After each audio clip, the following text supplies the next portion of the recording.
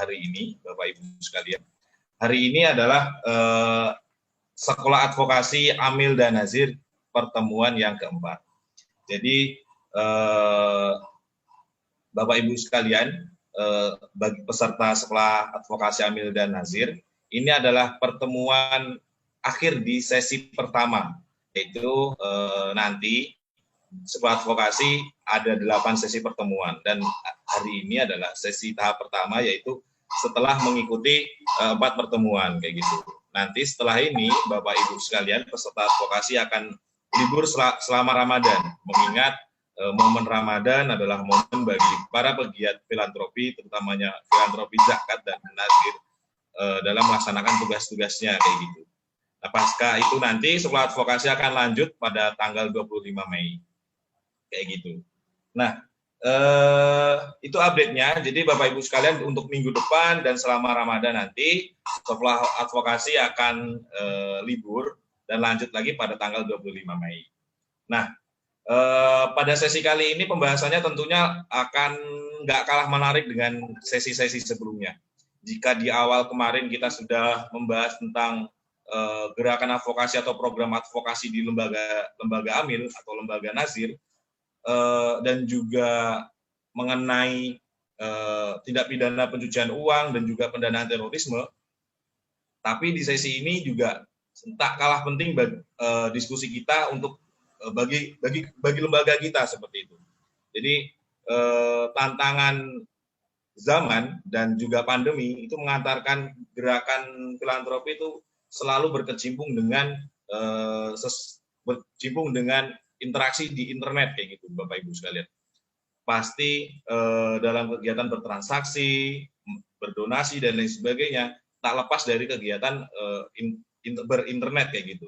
Nah, tantangan itu juga yang akan hadir, yang akan dialami oleh lembaga Bapak Ibu sekalian. Nah, pada kali ini kelas Undang-Undang ITE ini akan menghadirkan 2 narasumber hebat.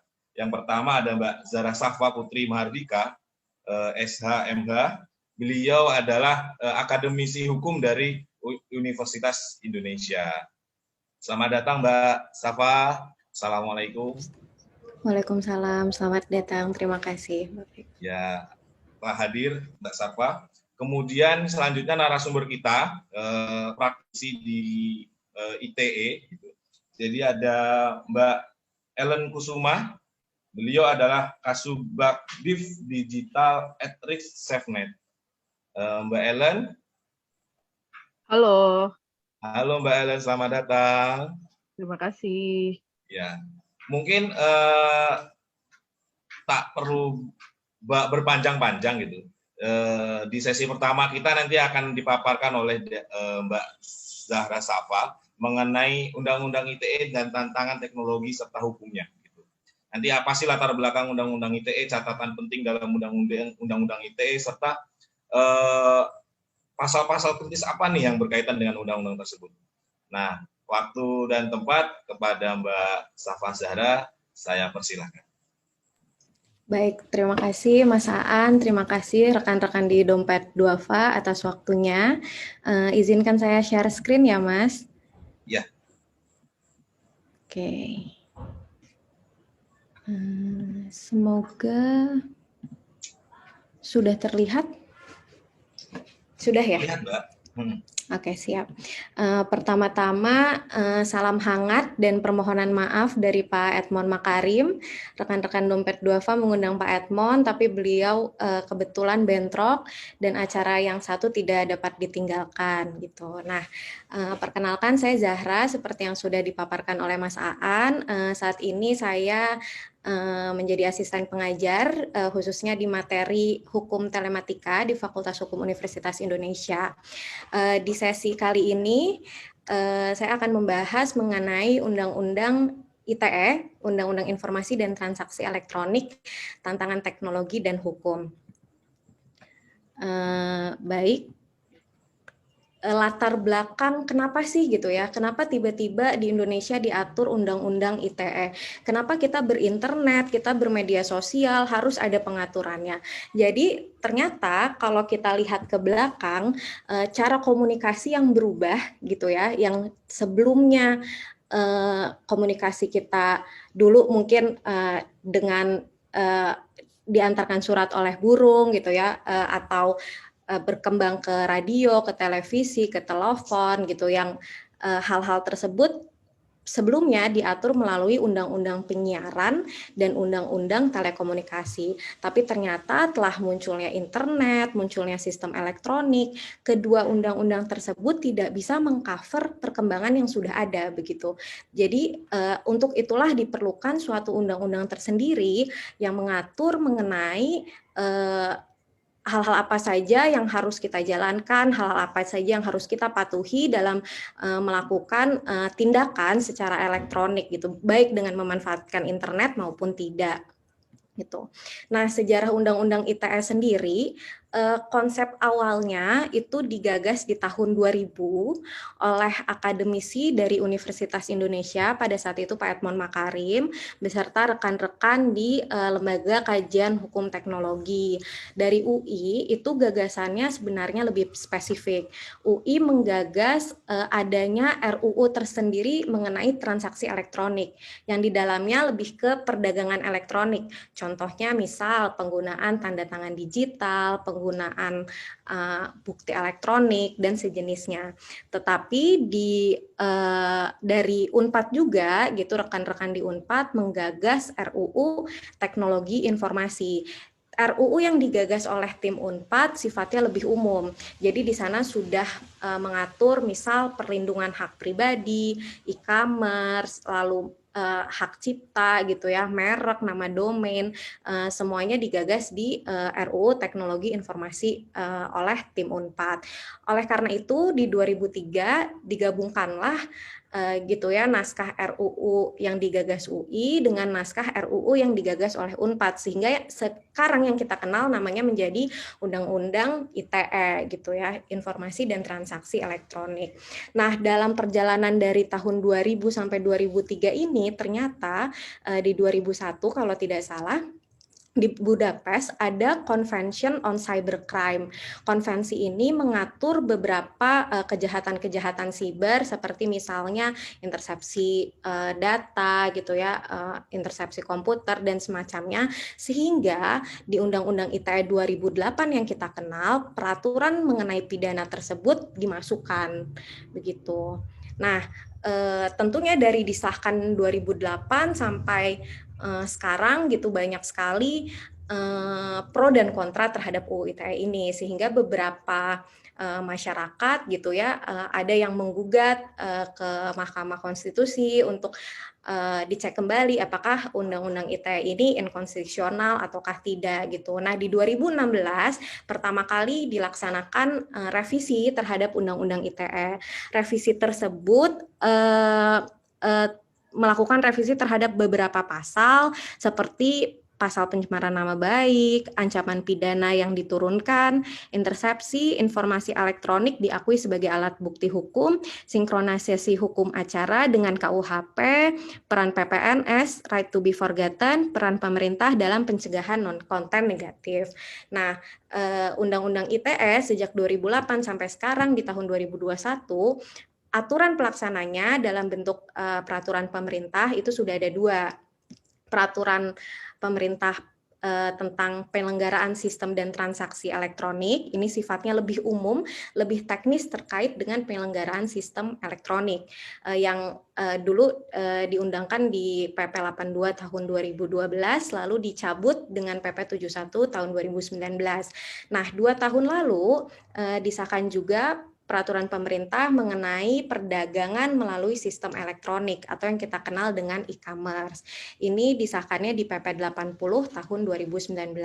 PP PMSE ini mengatur lebih rinci mengenai perdagangan secara elektronik.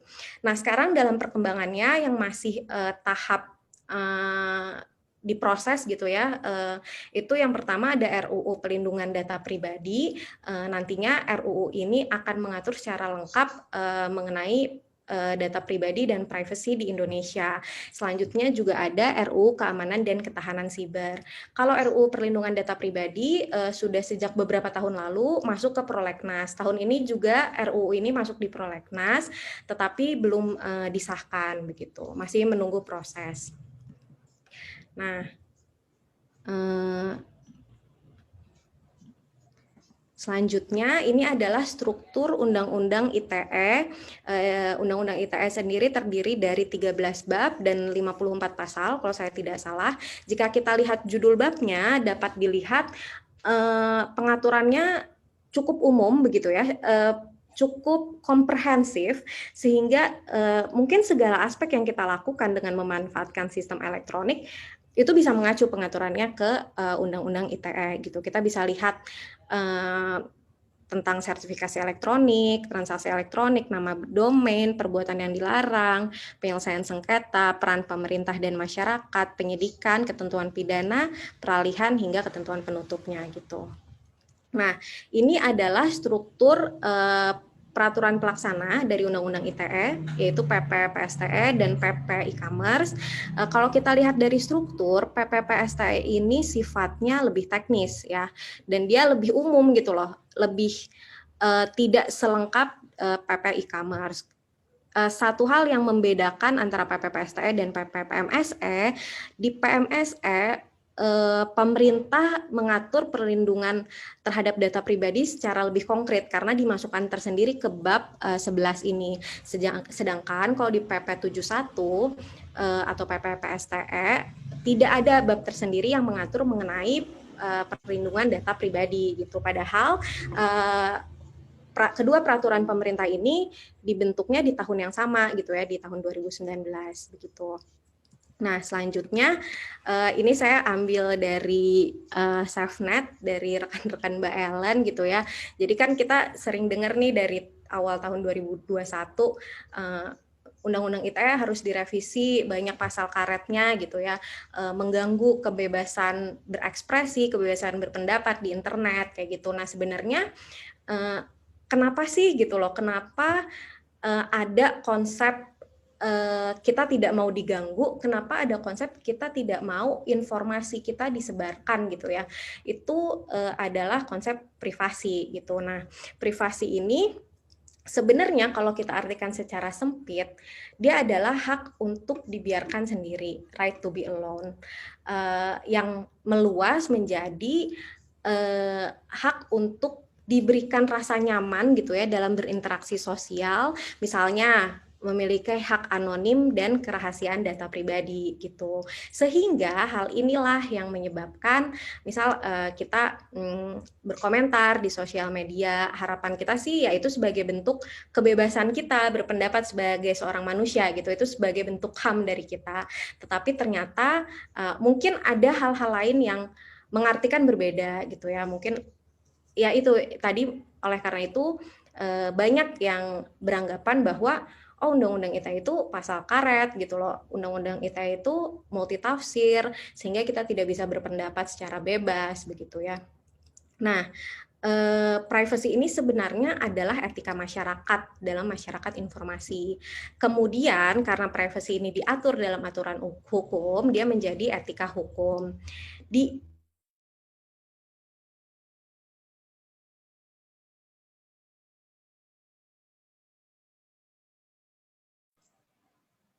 Halo,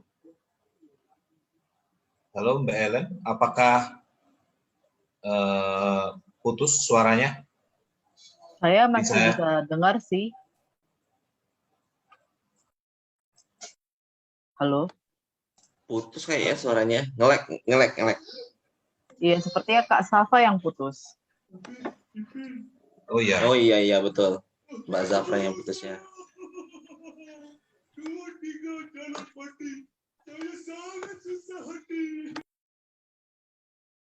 Maaf keluar. Mohon maaf, saya sepertinya tadi ini ya, gangguan. Saya share lagi ya. Nah, di undang-undang sudah terlihat ya, Mas? Sudah, Mbak, sudah. Nah. Oke. Saya lanjut ya. Di UUD 1945 pasal 28F dinyatakan bahwa setiap orang berhak untuk memperoleh berhak untuk berkomunikasi dan memperoleh informasi untuk mengembangkan pribadi dan lingkungan sosialnya, serta berhak untuk mencari, memperoleh, memiliki, menyimpan, mengolah, dan menyampaikan informasi dengan menggunakan segala jenis saluran yang tersedia. Lalu selanjutnya di pasal 28G dikatakan bahwa setiap orang berhak atas perlindungan diri pribadi, keluarga, kehormatan, martabat, dan harta benda yang di bawah kekuasaannya, serta berhak atas rasa aman dan perlindungan dari ancaman ketakutan untuk berbuat atau tidak berbuat sesuatu yang merupakan hak asasi. Nah, di 28J disebutkan bahwa setiap orang wajib menghormati hak asasi manusia orang lain. Berarti tandanya walaupun privasi itu merupakan hak kita, tapi dibatasi oleh hak-hak orang lain gitu. Kita dibatasi oleh kewajiban kita sendiri gitu. Nah, karena privacy itu sifatnya adalah derogable rights gitu ya. Jadi dalam implementasinya dapat dikurangi atau dibatasi pemenuhannya oleh negara sesuai dengan hukum dan masyarakat yang demokratis. Apa saja sih hal-hal yang bisa membatasi hak atas privasi? Kalau menurut Peter Halstead, yang pertama, apabila berkaitan dengan keamanan nasional. Yang kedua, apabila berkaitan dengan keamanan publik. Yang ketiga, kesejahteraan ekonomi. Yang keempat, pencegahan suatu kejahatan. Yang kelima, perlindungan kondisi kesehatan dan moral. Nah, ternyata di ICCPR pasal 17, selain dia mengatakan bahwa setiap orang tuh berhak kok untuk mendapatkan kebebasan berekspresi gitu ya, right to freedom of expression.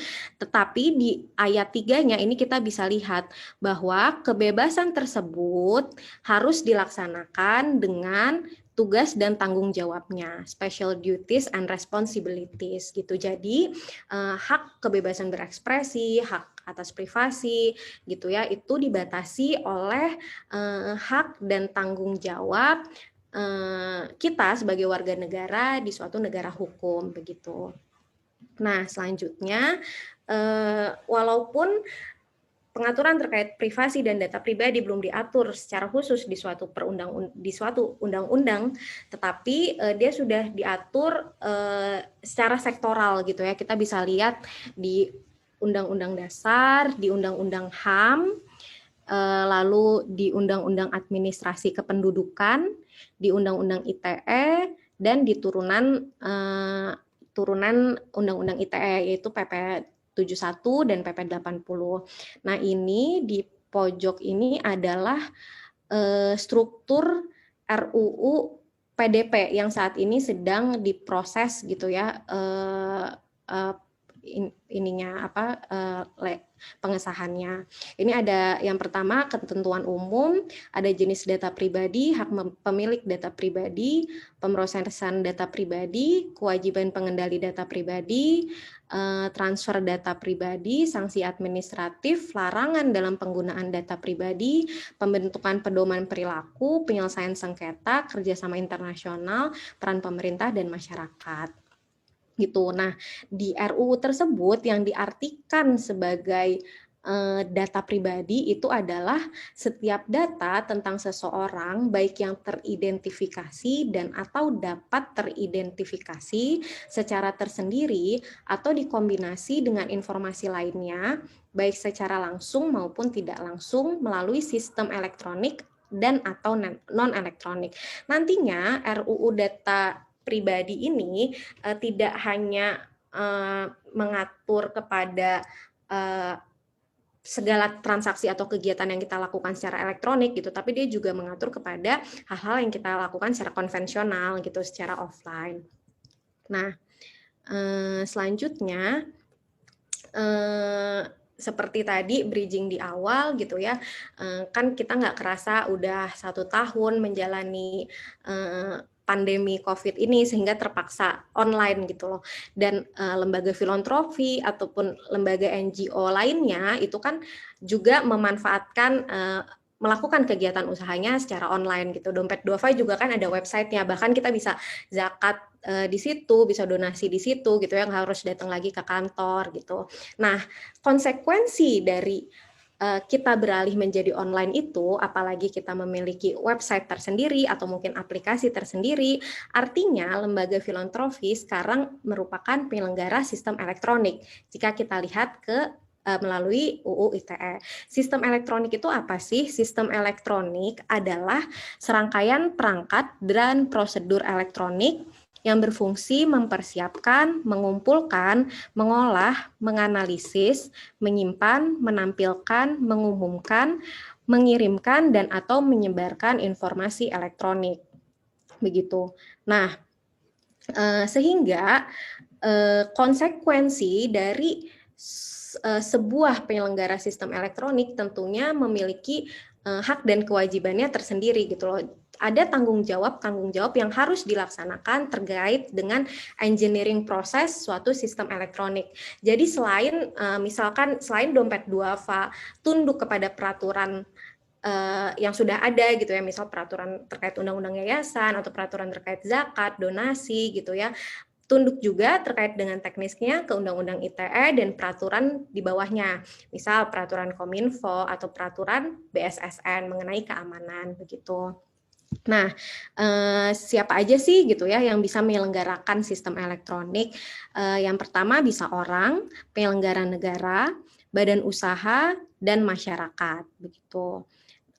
Pada dasarnya, kenapa menjadi penting kita harus comply, kita selaku penyelenggara sistem elektronik harus comply dengan peraturan terkait teknis dari sistem elektronik itu sendiri. Karena pada dasarnya apabila sistem elektronik yang kita jalankan sudah terjamin keandalannya, maka transaksi yang berjalan melalui sistem tersebut tidak dapat diganggu gugat gitu loh keabsahannya. Selain itu juga apabila mungkin nanti dimasukkan ke pengadilan gitu ya, itu merupakan salah satu alat bukti yang sah gitu. Nah, tanggung jawab penyelenggara sistem elektronik itu harus menyelenggarakan operasi sistemnya secara aman, andal, dan bertanggung jawab. Aman itu apa? Aman itu terlindungi secara fisik dan non-fisik. Andal memiliki kemampuan yang sesuai dengan kebutuhan pengguna. Bertanggung jawab adalah merupakan terdapat subjek hukum yang bertanggung jawab secara hukum terhadap penyelenggaraan sistem elektronik. Entah itu orang ataukah badan hukum yang bertanggung jawab terhadap jalannya sistem elektronik tersebut. Selain itu, terdapat syarat-syarat minimum yang harus dilakukan, yang minimal harus dipenuhi oleh suatu penyelenggara sistem elektronik. Yang pertama, dapat menampilkan kembali informasi elektronik dan atau dokumen elektronik secara utuh sesuai dengan masa retensi yang ditetapkan dengan peraturan perundang-undangan. Yang kedua, dapat melindungi ketersediaan, keutuhan, keautentikan, kerahasiaan, dan keteraksesan informasi elektronik. Yang ketiga, dapat beroperasi sesuai dengan prosedur atau petunjuk dalam penyelenggaraan sistem elektronik. Yang keempat, dilengkapi dengan prosedur atau petunjuk yang diumumkan dengan bahasa, informasi, atau simbol yang dapat dipahami oleh pihak yang bersangkutan. Yang kelima, memiliki mekanisme yang berkelanjutan untuk menjaga kebaharuan, kejelasan, dan kebertanggungjawaban prosedur atau petunjuk. Jadi, apabila suatu lembaga filantropis melakukan kegiatan usahanya secara online, misal memiliki website atau mobile application tersendiri gitu ya, di samping kemudahan yang didapat oleh pengguna gitu ya, lembaga filantropis tersebut juga harus melaksanakan beberapa tanggung jawabnya gitu sebagai penyelenggara sistem elektronik gitu. Nah, selanjutnya di peraturan turunannya Undang-Undang ITE yaitu PP 71 dijelaskan kewajiban-kewajiban apa saja sih yang harus disampaikan informasi apa saja yang harus disampaikan kepada pengguna dalam suatu sistem elektronik tersebut. Yang pertama, identitas penyelenggara sistem elektronik. Yang kedua, objek yang ditransaksikan, gitu ya. Jadi harus jelas objek yang ditransaksikan sedetail mungkin. Yang ketiga, kelayakan atau keamanan sistem elektronik. Yang keempat, tata cara penggunaan perangkat. Yang kelima, syarat kontrak. Yang keenam, prosedur mencapai kesepakatan. Yang ketujuh, jaminan privasi dan atau perlindungan data pribadi. Yang kedelapan, nomor telepon pusat pengaduan. Jaminan privasi dan atau perlindungan data pribadi ini muncul karena tanpa disadari kita misal sebagai penyelenggara sistem elektronik kan pasti mengumpulkan data donatur ya. Karena kan ya mau tidak mau gitu kan, kita kan butuh data untuk pertanggungjawaban sebagai badan hukum gitu. Nah, data-data donatur itu terkumpul di dalam sistem kita, tapi apa yang harus kita lakukan terhadap data-data tersebut? Karena kita hanya menguasainya saja sebagai penyelenggara sistem elektronik, tapi kita tidak memilikinya. Karena privasi dan data pribadi seseorang itu tetap milik orang yang bersangkutan, walaupun misal suatu saat ada di penyelenggara sistem elektronik gitu. Nah, ini menjadi penting untuk diperhatikan. Yang kedua, ada kewajiban untuk menyediakan fitur yang sesuai dengan karakteristik sistem elektronik yang digunakan. Contohnya pertama, melakukan koreksi, membatalkan perintah, memberikan konfirmasi atau rekonfirmasi, memilih meneruskan atau berhenti melaksanakan aktivitas berikutnya, melihat informasi yang disampaikan berupa tawaran elektronik atau iklan, mengecek status berhasil atau gagalnya transaksi elektronik, dan membaca perjanjian sebelum melakukan transaksi elektronik. Jadi sering sekali misal kita sebagai pengguna gitu ya, walaupun udah ada tuh terms and condition-nya di suatu website, tapi kita males baca gitu. Padahal sebenarnya disitulah hak dan kewajiban kita dituliskan gitu loh. Nah, tapi sudah menjadi kewajiban penyelenggara sistem untuk menuliskan gitu ya perjanjian terhadap klausul-klausul yang dijalankannya begitu. Lalu selain lembaga filantropis sebagai penyelenggara sistem elektronik, saya melihat juga suatu NGO atau lembaga filantropi dapat memanfaatkan penggunaan dokumen elektronik dalam menjalankan kegiatan usahanya begitu. Karena pada dasarnya dokumen elektronik itu saat ini sudah diakui menjadi alat bukti hukum yang sah, sehingga apabila nanti dipersidangkan di pengadilan gitu ya, hakim tidak dapat menampik karena bentuknya yang elektronik gitu. Nah, untuk mendukung gitu ya suatu dokumen elektronik tersebut, sebaiknya gitu dimanfaatkan juga tanda tangan elektronik. Tanda tangan elektronik itu apa sih? Tanda tangan elektronik adalah tanda tangan yang terdiri atas informasi elektronik yang dilekatkan, terasosiasi atau terikat dengan informasi elektronik lainnya yang digunakan sebagai alat verifikasi dan autentikasi gitu. Nah, sekarang ini kan kita WFH gitu ya, jarang ke kantor, terus juga jadi harus ada beberapa dokumen misal yang harus ditandatangani secara elektronik. Mungkin kita seringnya udahlah di attach aja tanda tangan saya ke dokumennya gitu. Nah, sebenarnya kita membubuhi scan tanda tangan kita ke atas dokumen, apakah itu disebut tanda tangan elektronik? Iya gitu, itu bisa kita sebut tanda tangan elektronik. Tetapi permasalahan lanjutannya adalah apakah dengan kita membubuhkan itu saja nanti di kemudian hari dapat kita buktikan keautentikannya begitu. Nah, ini adalah jenis-jenis ya tanda tangan elektronik.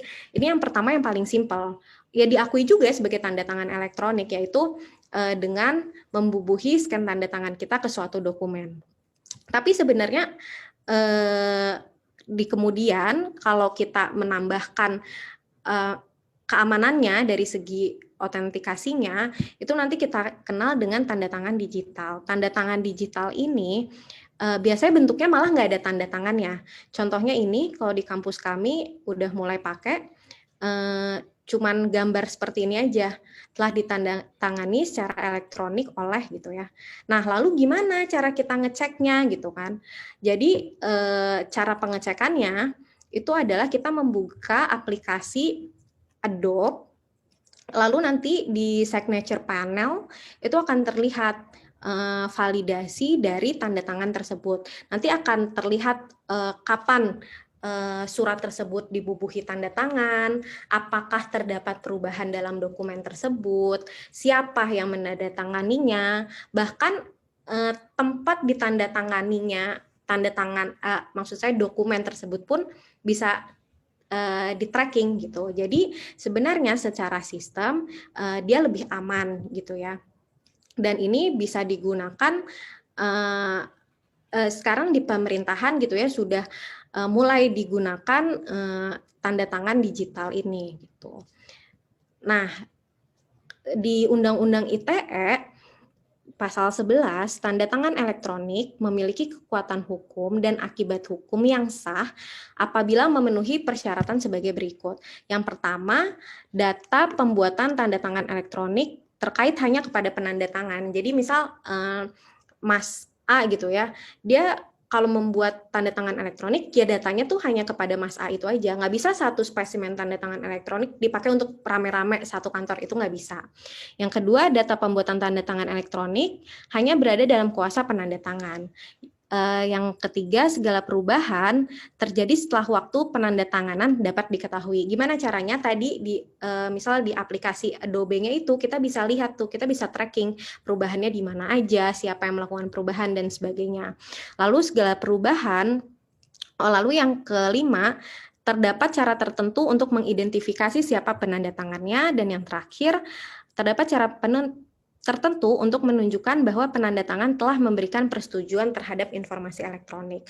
Nah, di penjelasannya dituliskan bahwa walaupun tanda tangan elektronik itu isinya kode gitu ya, yang secara kasat mata kayak cuman tempelan gambar doang, tetapi memiliki kekuatan yang sama dengan tanda tangan manual pada umumnya yang memiliki kekuatan hukum dan akibat hukum.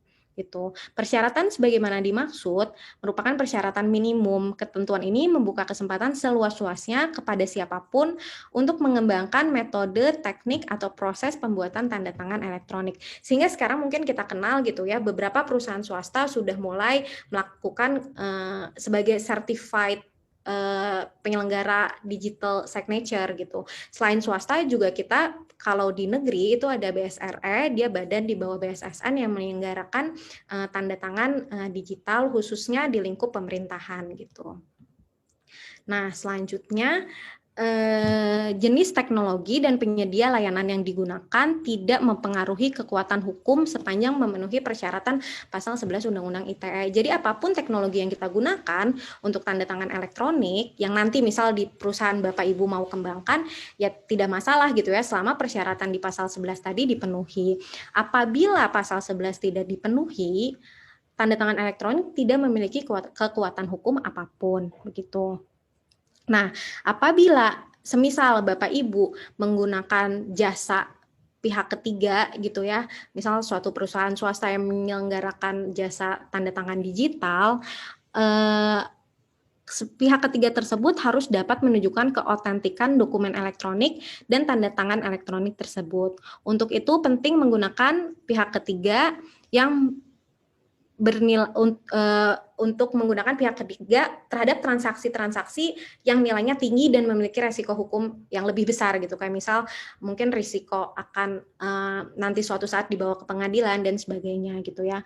Berbagai peraturan yang telah mendukung penggunaan tanda tangan elektronik di bidang financial sendiri, OJK, BI sudah mulai menggunakan, di ATR BPN sudah, di BKPM juga sudah. Terakhir dari saya, pada dasarnya Undang-Undang ITE itu baik kita sebagai penyelenggara sistem elektronik atau pengguna sistem elektronik harus mengimplementasikan thing ini. Pertama, apakah benar, apakah membantu, apakah inspiring, apakah necessary, apakah kind, baru kita menyebarkan informasi yang ada yang kita baca di dalam sistem elektronik tersebut gitu. Sekian presentasi dari saya. Silahkan saya kembalikan ke Mas Aan. Terima kasih Bapak dan Ibu. Mbak Zahra luar biasa. Kita beri tepuk tangan dulu kepada Mbak Zahra. Luar biasa. Cukup lugas ya Mbak ya. Jadi kita sebagai lembaga filantropi ternyata berperan sebagai penyelenggara sistem elektronik gitu. Dan beberapa bahkan baru aku sadari kalau ada skema tanda tangan elektronik yang memang itu memiliki keautentikan yang bisa dicek secara reguler. Mungkin itu bisa diadopsi oleh kawan-kawan di lembaga filantropi. Kayaknya sangat penting gitu, Mbak. Karena saya sendiri mungkin baru mendapati. Mungkin yang pernah saya dapati adalah Gojek mungkin. Gojek ketika ada tanda tangan kerjasama dengan mitra gitu kan, itu ada tanda tangan elektronik yang ditulis langsung di aplikasinya seperti itu. Nah mungkin ada banyak sekali pertanyaan ini dari 62821 ini masih apa. Tapi sebelum kita lanjut ke sesi tanya jawab, mungkin akan sangat enak kalau kita menjelaskan pemaparan dari Mbak Ellen. Selamat datang Mbak Ellen. Halo. Halo Mbak Ellen, selamat datang. Nah, Mbak Ellen nanti juga akan mengulas banyak mengenai apa aja yang sebenarnya boleh atau nggak boleh nih, biar kita tetap aman dalam berkegiatan online gitu sebagai penyelenggara sistem elektronik. Kepada Mbak Ellen, saya persilakan, silakan Mbak Ellen. Terima kasih. Ya. Saya izin share screen ya Pak. Ya. Oke, ini sebenarnya menarik sih, karena saya biasanya kalau diminta presentasi itu langsung ke end user gitu ya, langsung ke pengguna aplikasi dan segala macam. Nah, ini perspektifnya harus saya balik nih kalau kita ngomongin soal keamanan, tapi di sisi pengelola datanya justru ya, karena kalau kita lihat kan Dompet Duafa akan menjadi akan atau sudah gitu ya, menjadi pengelola data dari para pelanggan atau aku nggak tahu nyebutnya apa. Nasabah, klien, donatur dan mustahik. Iya. Donatur dan mustahik. Iya, mustahik itu penerima manfaat dari kegiatan kita dan juga donatur orang yang memberikan bantuan sumbangan. Jadi sebutannya ini ya mengelola data donatur sama data mustahiknya atau penerima manfaatnya. Nah, ini penting perspektif bagaimana sih menjaga keamanan tapi dari perspektif pengelolanya gitu. Kalau tadi dari sisi Kak Safa, aku manggilnya Kak Safa nggak apa-apa ya, itu sudah disebutkan terkait dengan hukumnya gitu ya, tetapi saya ingin yang lebih sosial gitu. Kita nggak lihat dari sisi hukum, karena kalau kita ngomongin keamanan, kita harus menyebutkan gitu atau membahas dari sisi sosialnya seperti apa gitu. Nah, saya akan memulai presentasi saya terkait dengan menjaga tubuh digital. Nanti saya akan jelaskan lebih lanjut gitu ya, kenapa saya menyebutnya tubuh digital. Tetapi gini, kalau kita mau ngomongin keamanan, sebenarnya ada pengetahuan dasar banget yang perlu kita ketahui. Salah satunya, saya akan membahas dua di sini. Salah satunya adalah privasi. Nah, kalau kita ngomongin privasi, tadi juga sudah dijelaskan oleh Kak Safa ya, tetapi kalau kita ngomongin privasi, sebagai individu, kita harus paham dulu nih, ada data pribadi, tadi yang sudah dijelaskan juga oleh Kak Safa, terus ada PII, Personal Identifiable Information, dan ada level nyaman dan aman. Ini terkait kita sebagai users dulu ya, sebelum kita kemudian membalik perspektifnya sebagai pengelola data. Gitu. Nah, tadi privasi udah disebutkan, tapi kalau saya menjelaskan privasi itu biasa gini, kemampuan seseorang atau sekelompok grup untuk mengasingkan diri atau informasi tentang diri mereka sendiri, dan dengan demikian mengekspresikan diri secara selektif di muka publik gitu ya. Maksudnya gini, ketika saya berada di suatu ruangan yang isinya adalah misalnya rekan kerja saya dengan saya ketika berada di satu ruangan yang isinya adalah teman dekat saya akan menampilkan atau berlaku gitu ya, hal yang berbeda gitu kan. Ada hal-hal yang diketahui oleh rekan kerja saya saja karena emang lingkupnya adalah pekerjaan, dan ada hal-hal yang saya bagikan hanya kepada teman saya tapi tidak saya bagikan kepada rekan kerja. Nah, itu adalah sebenarnya upaya kita menjaga privasi gitu ya. Kalau kita memisahkan keduanya, itu upaya kita menjaga privasi. Kalau kita tidak memisahkan segala macam informasi yang kita bagikan ke teman dekat kita dengan ke rekan kerja kita, itu juga sebenarnya bagian dari kita mengelola privasi kita gitu ya, kalau bisa disebutkan. Nah, kalau kita ngomongin teknologi digital, nah privasi ini bentuknya data gitu, data pribadi gitu ya. Nah, bentuknya itu macam-macam, berbagai informasi atau data dalam berbagai format. Jadi bisa teks, foto, video, audio, macam-macam ya. Metadata yang dapat digunakan untuk mengidentifikasi seseorang gitu. Jadi banyak sekali dan nggak cuma satu informasi saja gitu ya, bisa satu informasi langsung menunjukkan identitas seseorang, atau harus sekumpulan informasi baru kemudian bisa menunjukkan identitas seseorang. Contohnya gini, ada orang yang bernama Alan, tapi kan di dunia ini banyak ya namanya Alan, tentu tidak langsung merujuk pada saya. Tetapi kalau misalnya ditambah dua informasi, Alan Kusuma, itu lebih mengerucut lagi kan jumlah orang yang ada gitu. Alan Kusuma kan tidak banyak gitu ya, mungkin orang yang punya nama Alan Kusuma. Nah, kalau misalnya ditambah satu informasi lagi, Alan Kusuma dari Safenet, maka akan lebih mengerucut lagi informasinya gitu kan. Nah, itu saja sudah ada 3 data terkait data pribadi gitu kan, karena bentuknya adalah berbagai informasi atau data dalam berbagai format kan. Nah, itu hanya sekedar informasi yang kemudian menjadi data, yang kemudian kalau misalnya dikumpulkan akan bisa merujuk pada identitas seseorang. Itu adalah data pribadi secara singkat gitu ya. Nah, data pribadi kita itu sebenarnya otoritas kita, tetapi pada kenyataannya banyak dikelola oleh pihak lain gitu ya, termasuk dompet duafa yang tadi sudah disebutkan, atau kalau dalam bahasa hukum PSTE gitu kan yang tadi disebutkan Kak Safa. Nah, sebelumnya kita juga harus paham nih kenapa data pribadi kita itu dikumpulkan oleh pihak-pihak tertentu. Ada yang melakukannya untuk kebutuhan survei gitu ya, atau pendataan. Seperti yang dilakukan dompet duafa mungkin adalah kebutuhannya lebih ke survei dan pendataan gitu ya. Karena terkait dengan donasi yang masuk, untuk transparansi, akuntabilitas, dan segala macam. Nah, itu dibutuhkan data-data pribadi seseorang. Ada yang melakukannya untuk komersialisasi gitu kan. Jadi dari data pribadi yang sudah dikumpulkan, kemudian pihak pengumpul data ini menganalisa data yang sudah ada dan kemudian dimanfaatkan untuk mereka bisa misalnya, target audiens kita itu ternyata usianya atau demografinya itu di usia sekian, mereka di range ekonomi sekian, mereka di ini dan itu segala macam, dan kemudian membuat iklan atau kampanye sesuai dengan demografi berdasarkan data pribadi yang sudah berhasil kita kumpulkan gitu kan. Nah, data pribadi ini kalau sebenarnya dia bentuknya agregat atau tidak dapat ditelusuri gitu ya, ini menuju ke siapa, lebih pada ke range gitu ya. Nah, itu sebenarnya mungkin tidak apa-apa gitu ya kalau terjadi komersialisasi. Kalau ternyata tidak, bentuknya bukan agregat tetapi bisa langsung menunjuk pada identitas seseorang, nah ini yang akan jadinya berbahaya gitu. Nah, ini juga yang bisa digunakan untuk tujuan jahat karena data pribadi kita itu kan sangat erat dengan identitas kita gitu ya. Nah, ini terus selanjutnya kalau terkait dengan privasi, kita juga harus ngomongin PII atau Personal Identifiable Information, informasi yang dapat mengidentifikasi diri kita gitu ya.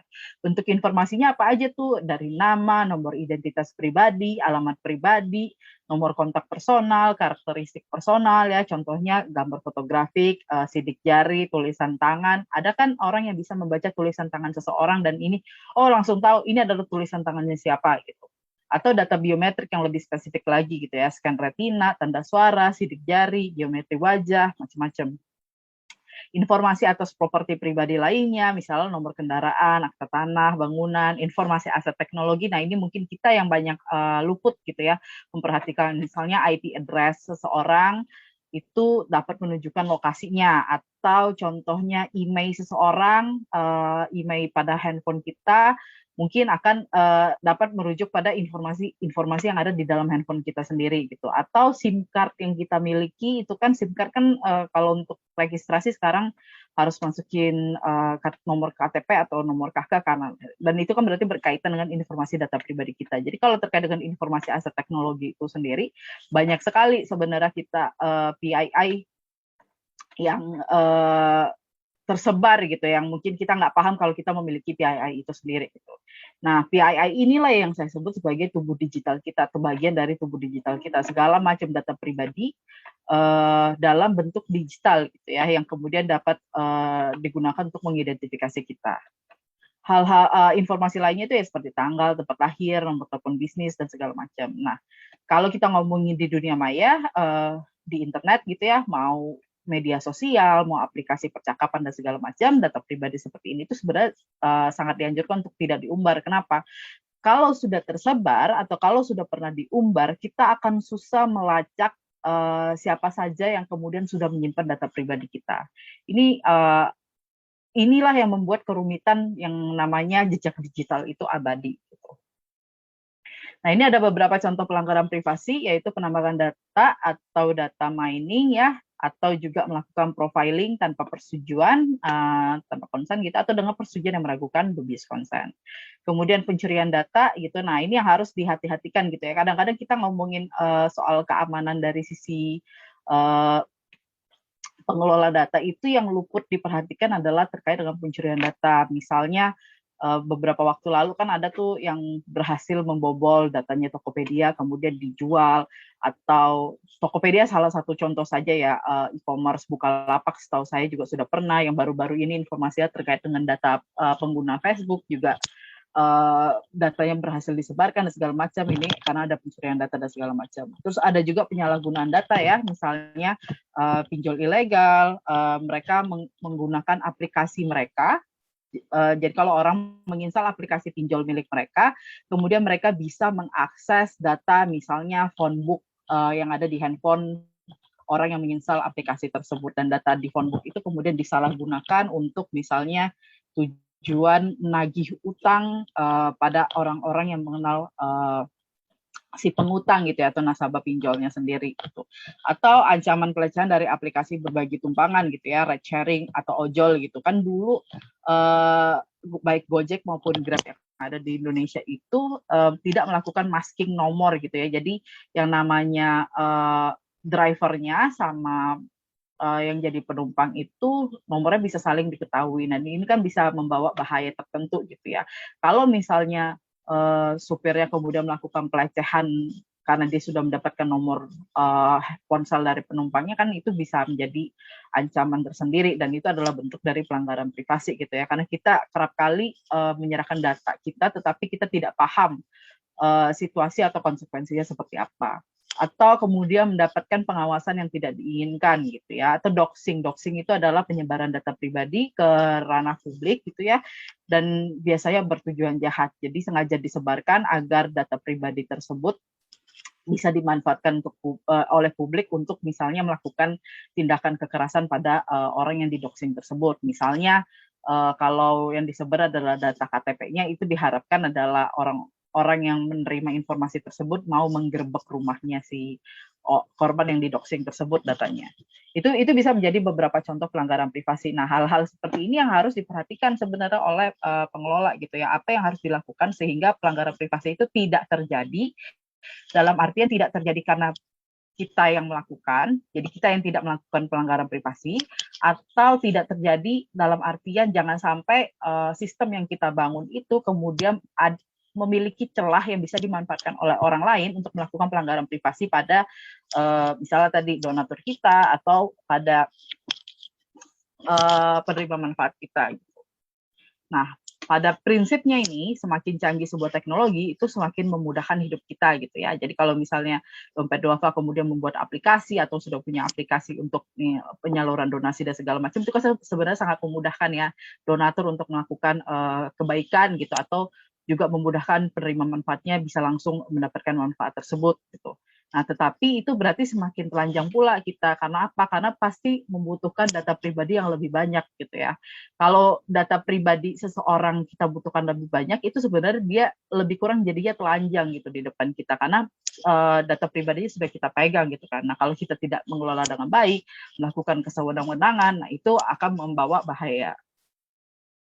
Nah, ini juga penting kalau kita ngomongin privasi itu harus memperhatikan level nyaman dan level aman. Ini saya ngomongin dalam konteks umum ya, bukan dalam konteks PSTE gitu, bahwa seseorang itu memiliki level nyaman dan level aman itu yang berbeda-beda. Tidak semua orang memiliki level nyaman dan aman yang sama. Tidak semua orang mengunci akun media sosialnya atau memprivat akun media sosialnya itu dengan alasan yang sama gitu ya.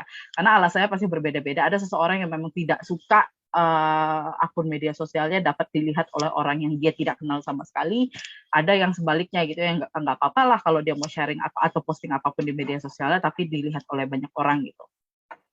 Nah, yang harus diperhatikan juga level nyaman dan level aman seseorang itu berubah seiring waktu berjalan. Misalnya, ketika seseorang merasa aman dengan perilaku dia di media sosial saat dia masih SMP, tetapi kemudian perilaku tersebut diteruskan sampai dia misalnya kuliah dan segala macam, itu bisa jadi perilaku tersebut membawa bahaya yang berbeda bagi dia, gitu ya. Atau saya kasih contoh yang kontekstual. Kalau misalnya dulu anggaplah saya perempuan, saya memang perempuan, maksudnya contohnya kalau ada perempuan dulu masa SMP dia tidak berhijab, kemudian dia menggunakan pakaian-pakaian yang mungkin agak ketat dan segala macam, agak terbuka gitu ya karena dia belum hijrah, itu terjadi pas dia masih SMP gitu kan. Terus dia berarti sudah punya jejak digital itu karena dia udah sering posting di media sosial. Nah, kemudian 10 tahun kemudian dia mungkin sudah masuk di dunia kerja gitu ya. Dia sudah hijrah, dia sudah menggunakan hijab, dia sudah berpenampilan tidak menampilkan aurat sama sekali gitu. Nah, jejak digital tersebut yang di masa lalu zaman SMP itu kan bisa digunakan atau dimanfaatkan, disalahgunakan oleh orang lain untuk misalnya menjatuhkan posisi dia sekarang gitu ya. Ini kenapa? Karena ya level aman dia sudah berubah gitu dan ada hal-hal yang harus diambil atau tindakan yang harus diambil supaya dia jadinya lebih aman gitu. Kalau saat ini karena dia sudah berhijab kan dia merasa nyaman untuk tidak berbagi foto-foto yang menampilkan aurat gitu kan. Level aman dia adalah jangan sampai ada jejak digital dia yang menunjukkan aurat. Nah, tetapi ada jejak digital di masa lalu yang bisa jadi membawa resiko atau konsekuensi baru pada dia gitu. Jadi inilah yang harus diperhatikan kalau kita ngomongin soal privasi ya, level nyaman, level aman. Dua pertanyaan ini sebenarnya cukup untuk kita melakukan screening gitu ya, melakukan seleksi awal terkait dengan sebenarnya kita sudah aman nggak sih di dunia digital atau perilaku kita sebenarnya sudah aman nggak sih buat kita gitu. Itu. Nah, kalau kita mau ngomongin keamanan digital yang paling penting, ini terutama dari sisi PSTE juga ya, pengetahuan dasar yang paling penting dan harus diterapkan itu adalah terkait dengan konsen atau persetujuan gitu. Nah, secara sederhana nih, konsen atau persetujuan itu adalah mengizinkan sesuatu untuk terjadi. Jadi baik satu pihak, biasa dua pihak sih, nggak mungkin persetujuan itu hanya satu pihak gitu ya. Dari dua pihak ataupun banyak pihak sekaligus. Nah, izin atau persetujuan ini menghargai tiap-tiap kehendak individu atas sesuatu yang terkait dengan dirinya, terutama dengan ketubuhan, karena kalau kita ngomongin konsen itu erat sekali dengan konsep ketubuhan, kemudian konsep, karena kita ngomongin ketubuhan, otomatis privasi ada di dalamnya, karena ketubuhan, privasi, identitas itu kan adalah satu gitu ya. Kalau kita ngomongin privasi, otomatis data pribadi juga sudah masuk. Nah, kadang-kadang yang orang tidak paham terkait dengan konsen, atau tidak menerapkan konsen dalam konteks pengelolaan data, itu adalah konsen itu memiliki prinsip. Ada 5 prinsip yang harus dihargai atau dilakukan atau diterapkan secara bersamaan gitu ya. Prinsipnya apa aja? Nah, kita singkatnya sebagai fries gitu ya, French fries, kentang goreng gitu, biar gampang ingatnya. Fries itu sendiri singkatan dari freely given. Jadi konsen ini bebas diberikan oleh seseorang, tetapi juga reversible gitu ya, dapat ditarik kalau misalnya dalam situasi-situasi yang sudah berbeda gitu ya, atau apapun alasannya sebuah konsen itu dapat ditarik oleh pihak yang memberikan konsen sebenarnya. Terus inform gitu ya, semua orang atau semua pihak yang terlibat dalam konsen tersebut, dalam persetujuan tersebut itu harus memiliki informasi yang sama gitu ya. Misalnya saya sebagai pengguna aplikasi Dompet Duafa dengan Dompet Duafa sebagai pengembang aplikasinya itu harus memiliki pemahaman yang sama terkait dengan informasi ini yang saya serahkan ini atau persetujuan yang saya buat ini itu untuk apa saja gitu, untuk A, B, C, D atau untuk A, B, C, D dan E tapi E-nya nggak pernah disebutkan, nggak bisa gitu ya. Informasi yang dimiliki oleh penyelenggara pengelola data sama yang datanya dikelola itu harusnya sama gitu. Dan diberikan secara entusiastik ya. Entusiastik itu dalam artian tidak ada intimidasi, tidak ada bujuk rayu, tidak ada manipulasi dan segala macam. Dan spesifik juga ya. Spesifik ini sebenarnya kaitannya erat dengan inform tersebut. Jadi kalau misalnya ngomongnya ABCD, ya sudah ABCD gitu. Ketika ingin minta data baru lagi, harusnya minta persetujuan lagi. Itu persetujuan yang kedua gitu. Nggak bisa ABCD kemudian itu sudah mencakup E, tetapi E-nya tidak pernah disampaikan. Nah ini prinsip FRIES ini yang harus diterapkan oleh para pengelola data pribadi sebenarnya. dan dipahami juga gitu ya. Kalau misalnya saya kasih contoh terkait dengan penggunaan oleh pengelola data gitu ya. Jadi pengelola data itu kalau bikin syarat dan ketentuan yang ada itu harus diketahui oleh penggunanya. Kalau penggunanya tidak tahu syarat dan ketentuannya seperti apa, ya jadi masalah gitu kan. Tapi kan kadang-kadang ada alasan gini, ya salah sendiri kan mereka nggak pernah baca SDNK, main agree aja atau setuju aja dalam menginstal aplikasi kita gitu. Salah usersnya dong, nggak mau baca kan kita sudah ngasih tulisannya gitu ya, ngasih syarat dan ketentuannya. Nah pertanyaannya juga bisa ditambah lagi nih, sebenarnya syarat dan ketentuan yang diberikan itu apakah sudah mengakomodasi komprehensi itu apa ya,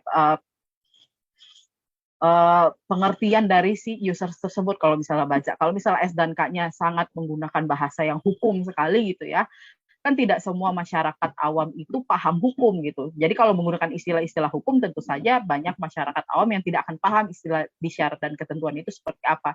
Nah itu apakah sudah diakomodasi oleh pengelola datanya sendiri atau enggak gitu. Kemudian tidak melakukan ini ya, manipulasi juga di dalam syarat dan ketentuan tersebut gitu. Misalnya tadi saya kasih contoh soal pinjol. Pinjol kan sebenarnya tidak memberikan informasi yang jelas gitu ketika mereka meminta data phone book yang ada di handphone si penginstal aplikasinya dia, apakah diberitahu kalau misalnya data phone book tersebut akan digunakan oleh pinjol ini untuk misalnya melakukan penagihan utang melalui teman-teman atau kontak yang ada atau daftar kontak yang ada di dalam phone book handphone si peminjam atau si penginstal aplikasi tersebut. Nah, itu adalah bagian dari manipulasi gitu ya. Jadi mereka tidak menerapkan konsen atau persetujuan yang jelas gitu. Jadi ini penting untuk dimiliki oleh pengelola data gitu ya, seperti dompet duafa tentang konsen. Ini sebenarnya kayak contoh konsen, sebenarnya konsen itu kalau terkait dengan teknologi digital baiknya hanya dilakukan sesuai dengan kebutuhan gitu ya. Jadi tidak meminta data yang sebenarnya tidak dibutuhkan. Contohnya ini saya memberikan contoh dalam bentuk ini 2 aplikasi foto editor ya untuk ngedit foto, mungkin teman-teman ada yang tahu. Nah ini dia sebagai aplikasi edit foto itu minta datanya cuma ke storage kita, ke memory card, ke kamera kita, sama ke koneksi internet. Ini masih apa ya, masih make sense gitu ya kalau dia minta datanya ini, karena dia kan hanya berfungsi sebagai aplikasi foto editor. Nah, tapi ini ada aplikasi foto editor lainnya sampai meminta akses ke mikrofon loh. Buat apa aplikasi foto editor minta akses mikrofon kita? Apa tujuannya dia mengakses hal tersebut gitu ya? Terus meminta akses juga ke wearable sensor atau activity data. Ini contohnya seperti Fitbit atau smartwatch gitu ya. Apa gunanya sebuah foto editor punya akses ke berbagai macam informasi seperti ini, seperti mikrofon, seperti wearable sensor activity data gitu. Nah ini yang harus diperhatikan kalau kita membuat aplikasi juga gitu ya. Misalnya dompet duafa ketika membuat sebuah aplikasi dan kemudian meminta akses datanya tersebut untuk kebutuhan apa itu harus jelas. Kalau misalnya eksesif harusnya akan membawa bahaya gitu ya bagi para penginstal aplikasinya nanti gitu, karena berarti kan meminta data yang sebenarnya tidak diperlukan, dan data yang diminta bisa jadi adalah data-data sensitif, dan potensi data sensitif itu kemudian disalahgunakan atau kemudian terjadi hal-hal yang tidak diinginkan seperti pencurian data, itu kan bisa membawa bahaya sendiri gitu. Ini harus diperhatikan juga. Ini contoh konsen lain itu misalnya mengambil screenshot tanpa izin gitu ya, atau misalnya ketika kita berkomunikasi dengan donatur dompet duafa gitu misalnya, terus kita melakukan screenshot tanpa meminta izin. Nah itu kan screenshot ini kan akan jadi jejak digital gitu ya, apalagi kalau misalnya percakapannya itu berisikan data-data pribadi yang sensitif gitu, misalnya ada nomor rekening di situ, ada nomor handphone di situ, segala macam. Nah ini baiknya sih untuk menerapkan konsen yang baik itu harus diberitahu kepada pihak yang screenshotnya kita ambil gitu. Pak, izin ya Pak, data Bapak kami simpan, dan kemudian simpannya akan berapa lama, tadi disebut juga sama Kak Safa ya terkait dengan data retensi. Oh ini akan disimpan 10 tahun untuk administrasi dan kebutuhan. Itu harus dijelaskan kalau kita mau menerapkan konsen dengan baik. Nah, prinsip keamanan digital ini singkat aja. Sebenarnya selalu ada yang mengawasi gerak-gerik kita di internet, apalagi pengelola data gitu ya. Pengelola data ini kan karena mereka memiliki data, dan data is the new oil gitu kan ya bahasanya. sesuatu yang sangat berharga di masa sekarang ini, maka pasti ada yang mengawasi gitu. Misalnya sengaja mencari celah, apakah bisa dibobol, apakah data pribadi bisa diambil dan segala macam gitu ya. Ini pasti terjadi gitu. Jadi kalau kita mau aman, kita harus paham dulu bahwa gerak-gerik kita di internet itu selalu ada yang mengawasi gitu ya.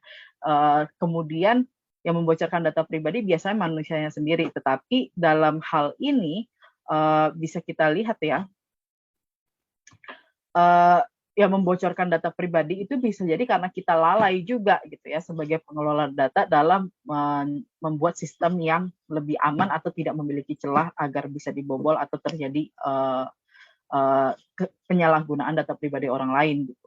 Terus tidak ada solusi tunggal. Jadi apapun yang saya sampaikan di sini sebenarnya kontekstual sekali karena ketika kita bicara keamanan digital seorang individu dengan keamanan digital seorang pengelola data gitu ya atau sebuah pengelola data itu akan berbeda sekali dan solusi yang harus diambil juga harus kontekstual gitu sesuai dengan kebutuhan dan situasi yang dihadapi. Dan knowledge is power. Nah, ini sebenarnya penting ya. Semakin banyak kita tahu soal perilaku digital, baik secara individual maupun secara pengelola data gitu ya. Misalnya kita membuat SOP, standar operational prosedur, ke para staf dompet duafa gitu misalnya yang bisa mengakses data pribadi donatur itu siapa aja. Nah ini penting untuk kita memetakan perilaku digital seseorang ataupun yang terlibat dalam pengelolaan data tersebut untuk kemudian kita melakukan oh ya ini perlu dilakukan pengaturan atau kebijakan terkait siapa aja nih yang bisa mengaksesnya via apa aja nih, dan kalau misalnya terjadi kebocoran dan segala macam apa mitigasi dan segala macam. Jadi itu adalah bentuk dari knowledge is power itu ya, prinsip sebagai prinsip keamanan digital. Nah kalau kita mau ngomongin keamanan digital, kita itu juga ngomongin manajemen tubuh digital. Manajemen tubuh digital itu fisik dan non fisik ya. Fisik itu maksudnya gini, hardware. Non fisik itu maksudnya software gitu. Misalnya kalau dompet duafa punya aplikasi tersebut pasti punya server kan, server untuk menyimpan datanya. Itu gimana tuh keamanan servernya? Kalau misalnya hardware yang dibobol orang gimana? Kalau hardware yang dibawa kabur orang gimana? Kalau hardware-nya kemudian kena banjir, datanya hilang dan segala macam, itu seperti apa gitu ya untuk keamanan yang terjadi. Kemudian kalau data non fisik ternyata bukan di server disimpannya, bukan di server yang dalam bentuk hardware, tapi di cloud storage gitu misalnya. Nah, cloud storage ini apakah aman, apakah bisa dibobol sama orang segala macam, nah itu harus diperhatikan. Kalau untuk ini sebenarnya saya sarankan harus melakukan pemetaan resiko, tetapi yang namanya pemetaan resiko itu untuk individu dengan untuk komunitas ataupun untuk perusahaan itu akan jadi berbeda sekali ya. Yang saya sampaikan di sini sebenarnya lebih kepada untuk individu gitu ya. Jadi kita punya berapa akun digital itu harus dicek asetnya ada berapa, apa aja, dan bagaimana masing-masing penerapan keamanan digital dari masing-masing aset tersebut gitu ya. Tapi kalau untuk pribadi keamanan digital yang perlu kita lakukan itu adalah kita ngecek ini pernah nggak kita Google nama kita sendiri. Ketika kita Google nama kita sendiri yang muncul itu apa? Saya pernah Google nama saya sendiri, kemudian yang muncul adalah nomor handphone saya. Nah itu kan berarti bahaya ya, karena berarti siapapun yang meng-Google nama saya berpotensi untuk bisa langsung mendapatkan nomor handphone saya gitu ya, tanpa perlu menanyakan langsung pada saya, dan itu kan membawa resiko tersendiri. Terus apakah kita sudah memasang akun digital, semua aset digital kita itu apakah sudah punya fitur 2FA atau two factor authentication atau multi factor authentication karena bisa lebih dari satu gitu ya. Apakah sudah ada fitur tersebut dan apakah fitur tersebut sudah kita pasang atau kita aktifkan di tiap aset digital kita, apakah kita pernah mengecek setting privasi kita terutama terkait konten lama gitu ya, bagaimana pengelolaan kita terkait dengan jejak digital kita di masa lalu gitu, perlu nggak kita deaktivasi atau hapus akun yang sudah tidak pernah digunakan lagi, perlu nggak kita hapus akun-akun misalnya data pribadi dari donatur yang sudah misalnya tidak ingin menjadi donatur lagi dan segala macam. Nah, itu kan perlu diperhatikan ya. Kemudian apakah email yang kita gunakan sudah pernah masuk daftar PII yang bocor? Kalau ini lebih personal sih. Kita bisa ngecek sendiri di dua situs ini. Kemudian ini beberapa hal simpel yang bisa dilakukan untuk menjaga privasi kita. Lakukan data detox. Data detox itu bisa jadi untuk screening ini juga ya, screening jejak digital kita. Bisa mampir ke datadetoxkit.org. Di situ nanti ada langkah-langkah yang bisa kita ambil. Silakan diikuti saja langkah-langkahnya. Kemudian kita harus melakukan cek dan recheck secara reguler nih ya, jangan dilakukan sekali terus merasa aman seumur hidup gitu. Nggak, kita harus melakukan secara reguler yang namanya cek dan recheck pengaturan keamanan dan privasi itu di semua platform digital, baik media sosial maupun aplikasi lainnya itu biasanya ada gitu. Nah ini harus disiapkan juga gitu kalau misalnya dompet duafa membuat aplikasi atau memiliki aplikasinya gitu, sehingga penggunanya jadi lebih aman. Terus apakah kita sudah memiliki password yang kuat? Biasanya paling minimal 14 karakter gitu ya.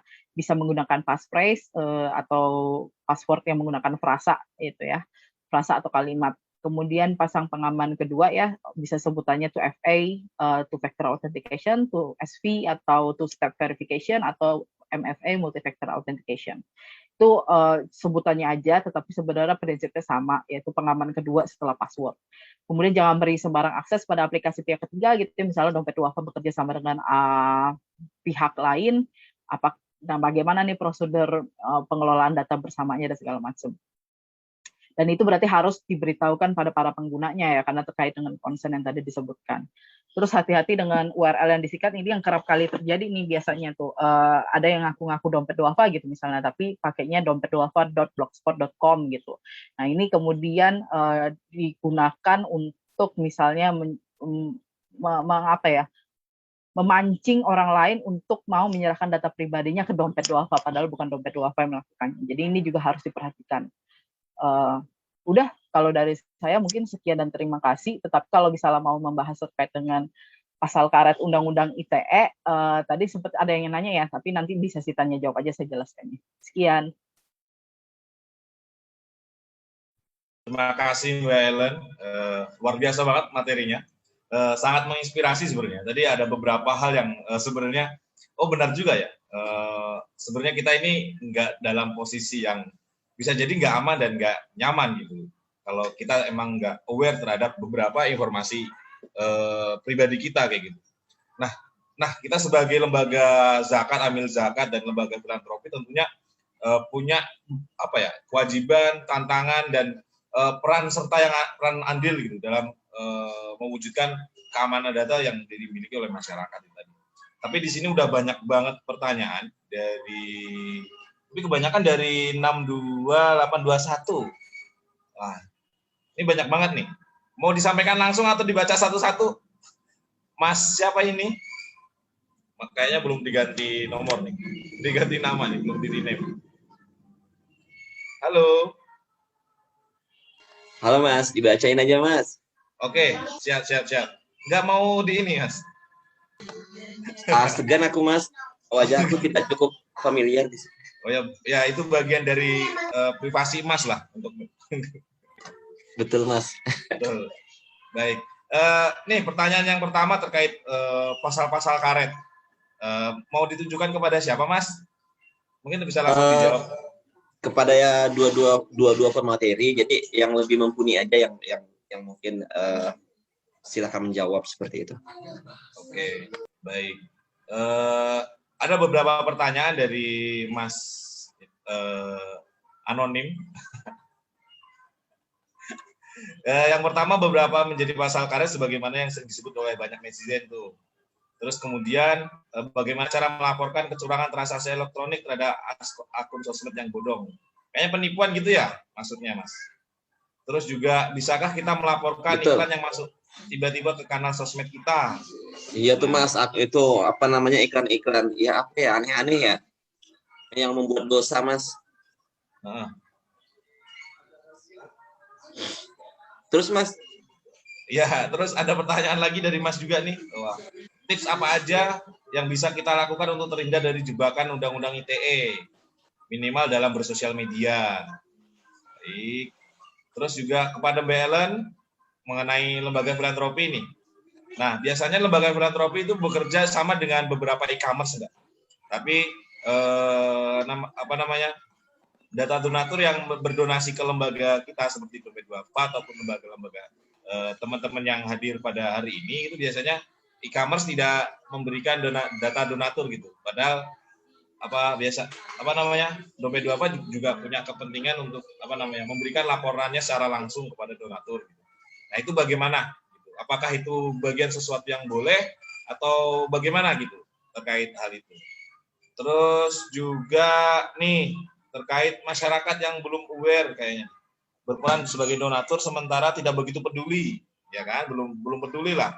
Mereka yang penting sudah membayar gitu, tapi tidak peduli secara konkret untuk donasinya itu disalurkan untuk apa aja kayak gitu. Kurang lebih kayak gitu ya, Mas 62821. Iya Mas, betul Mas. Jadi masyarakat awam itu kan masih banyak yang belum peduli ya atau aware dengan dana dan dana yang mereka miliki itu ketika mereka berdonasi kepada sebuah lembaga. Nah, apa langkah konkret kita untuk mengajak mereka yang dari pengalaman teman-teman Mbak Zahra maupun Mbak Ellen itu terkait dengan yang bisa kita lakukan supaya mereka ini betul-betul sadar, karena mengingat masyarakat kita kan terbagi banyak golongan, banyak pandangan dan sebagainya. Jadi apa yang konkret yang bisa kita lakukan skala umum gitu. Itu sih, terima kasih. Oke. Mungkin itu ya Mas, mungkin silakan Mbak Zahra dan Mbak Ellen untuk menanggapi pertanyaan dari Mas 628. Siapa duluan, Mas? Ayo, siapa duluan? Mungkin kalau pasal karet ekspertisnya Mbak Ellen nih dari Safnet. Ayo dah, kalau gitu saya izin jawab pertama dulu ya, Kak Safa. Mohon maaf nih, panggilannya apa ya? Saya dari tadi manggilnya Kak Safa mulu. Silakan aja. Oke. Saya boleh ini ya, screen share sekali lagi ya. Boleh, Mbak. Oke, jadi sebenarnya terkait dengan pasal karet tadi sudah disebutkan dan dipaparkan juga ya oleh Kak Safa, tetapi ini mungkin saya akan jelaskan lebih banyak. Jadi kita ada 9 nih menentukan pasal karetnya ya. Apa aja sebenarnya 9 pasal karet yang ada di Undang-Undang ITE yang berhasil kami petakan gitu. Dari pasal 26 ayat 3 ini terkait dengan menghapus informasi yang tidak relevan, atau yang tadi juga mungkin teman-teman sempat dengarkan ya, terkait dengan hak untuk dilupakan atau rights to be forgotten. Nah, ini bahayanya apa? Bahayanya bisa terjadi sensor informasi di situ gitu ya. Misalnya kalau misalnya ada seorang koruptor yang menginginkan jejak digital dia dihapus, itu bagaimana nantinya? Padahal kan penting ya untuk bisa mengetahui jejak digital seseorang. Tetapi dalam konteks lain misalnya, bagaimana seorang korban kekerasan seksual misalnya tidak mau jejak digital dia sebagai seorang korban kekerasan seksual itu dapat dapat diakses oleh publik. Nah, itu bagaimana pengaturannya? Ini yang penting gitu ya. Jangan sampai pasal 26 ayat 3 ini kemudian diterapkan hanya untuk menguntungkan pihak-pihak tertentu saja, tapi di sisi lain tidak bisa digunakan untuk yang benar-benar membutuhkan gitu ya. Misalnya seperti korban kekerasan seksual dengan jejak digital mereka sebagai korban KS itu sendiri. Kemudian ada pasal 27 ayat 1 itu terkait dengan konten bermuatan melanggar kesusilaan. Nah, ini biasanya digunakan untuk menghukum atau mengintimidasi sebenarnya korban kekerasan berbasis gender online. Ini sebenarnya bisa panjang sekali saya ceritain karena saya emang fokus di isu ini.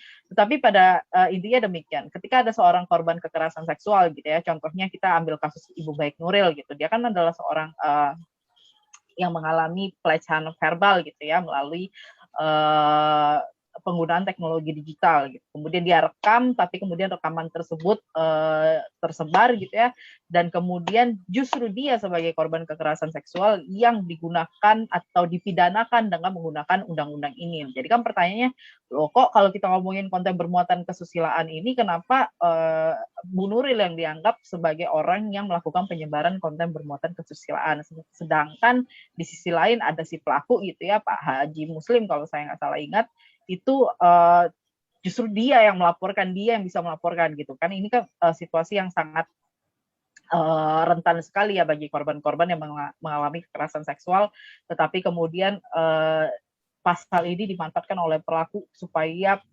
korbannya bungkam gitu ya, korbannya tidak melawan dan segala macam.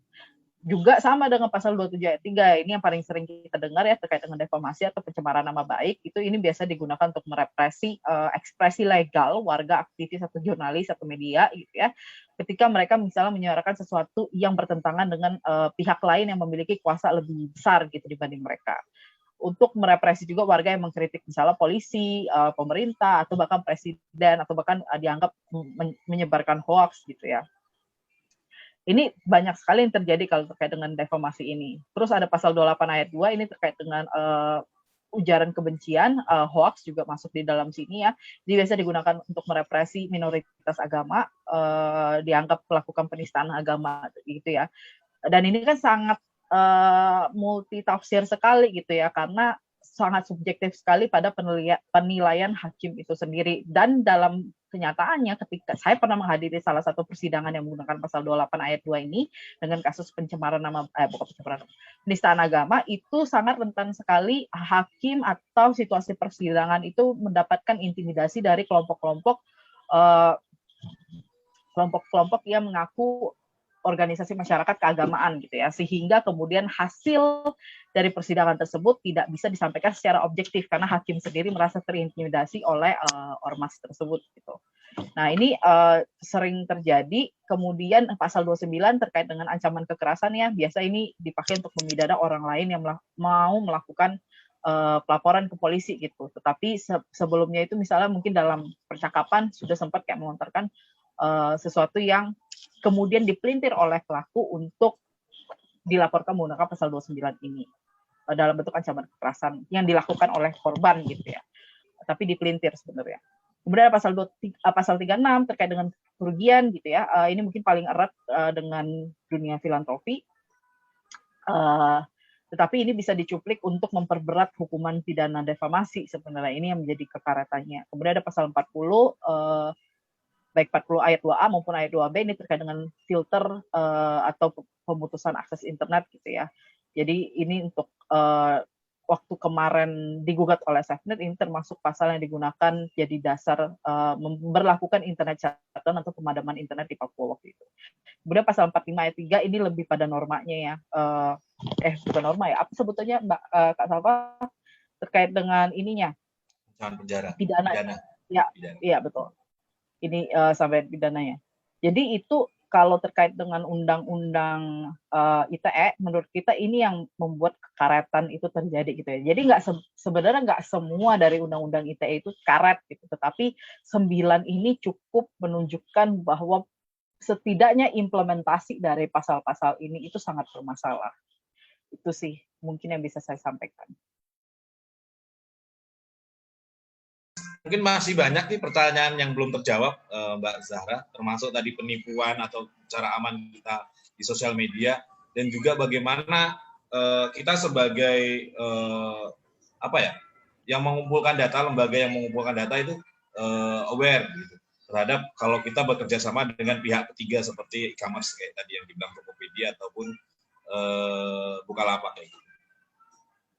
Baik, terima kasih Mas Aan. Kalau tadi untuk pertanyaan pertama ya, yang terkait dengan cara kita melaporkan kecurangan transaksi elektronik terhadap akun sosmed yang bodong.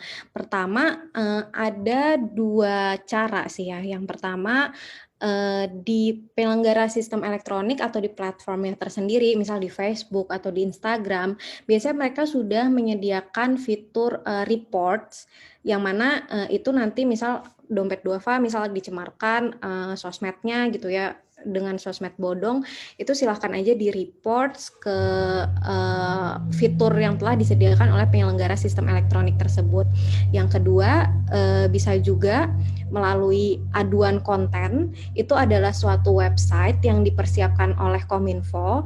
Jadi di sana silahkan mengisi informasi identitas terkait pelapor, lalu misal screenshot media sosial yang dimaksud, link URL kalau ada gitu ya, itu dikelola oleh Kominfo. Cuman tadi saya coba ngakses, tapi situs aduan kontennya ini nggak bisa diakses. Saya nggak tahu apa karena lagi down atau kenapa gitu ya. Cuman itu salah satu cara yang bisa dicoba. Atau bisa juga ke Polri. Di Polri kan sudah ada unit khusus yang menangani cybercrime gitu ya. Silahkan bisa ke Polri atau ke PPNS-nya Kominfo yang mengatur mengenai permasalahan aduan konten ini gitu. Nah, yang selanjutnya adalah mana ya pertanyaannya? Ketika masyarakat awam ya tidak begitu peduli dengan data.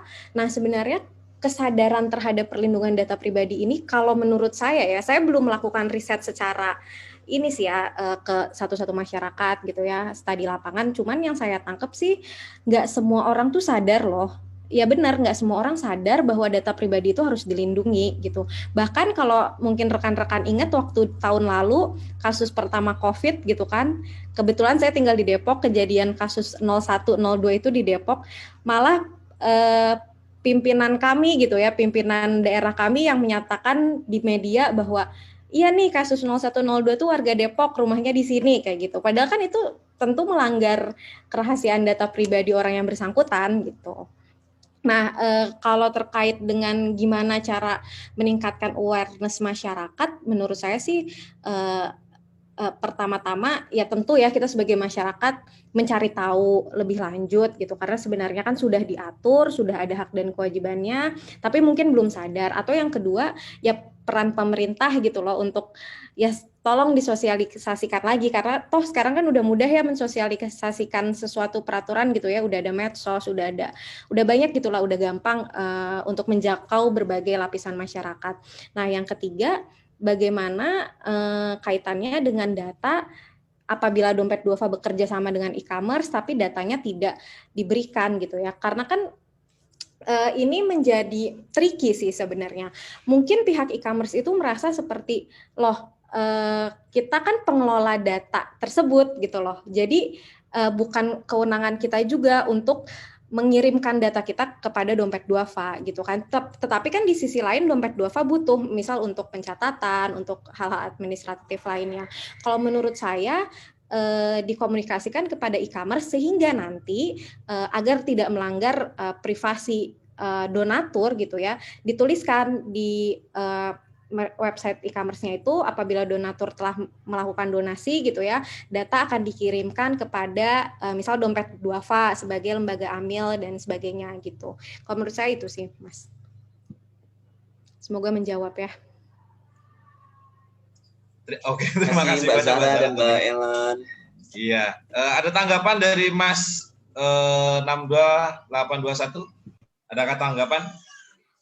Cukup Mas, kalau saya menanggapin, bukan nanggapin ya, itu saya mau bertanya lebih jauh sih sebenarnya kepada Mbak Ellen dan Mbak Zahra nanti di luar dari jam-jam ini, seperti itu. Nah, mereka ini teman-teman yang cukup mumpuni di bidangnya, jadi saya harus mendalami lebih jauh. Oke, terima kasih Mas Antan. Oke, terima kasih Mas kesempatannya untuk bertanya. Tapi udah ada yang raise hand di sini dari tadi.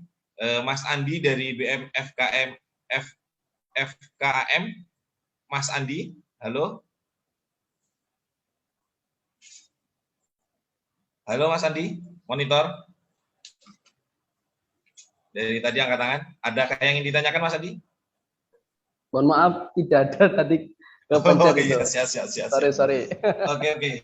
Tapi kalau enggak ini, teman-teman ada kesempatan kalau ingin bertanya, silahkan tulis aja di kolom komentar.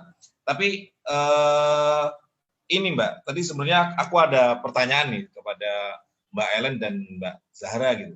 Utamanya terkait kalau kita dari lembaga filantropi, biasanya kan kalau ingin membuat sistem informasi atau sistem berbasis online gitu kan biasanya melalui pihak ketiga gitu. Ada standar nggak sih Mbak tentang keamanan sistem yang kita buat itu dari pihak ketiga gitu? Kan kita nggak pernah tahu ya gimana sih sistem aplikasinya kah atau softwarenya kah itu sudah benar-benar aman atau belum, atau ada dipasang backdoor kah atau semacamnya gitu sehingga memungkinkan informasi yang kita himpun itu bocor kayak gitu dan sebagainya. Nah,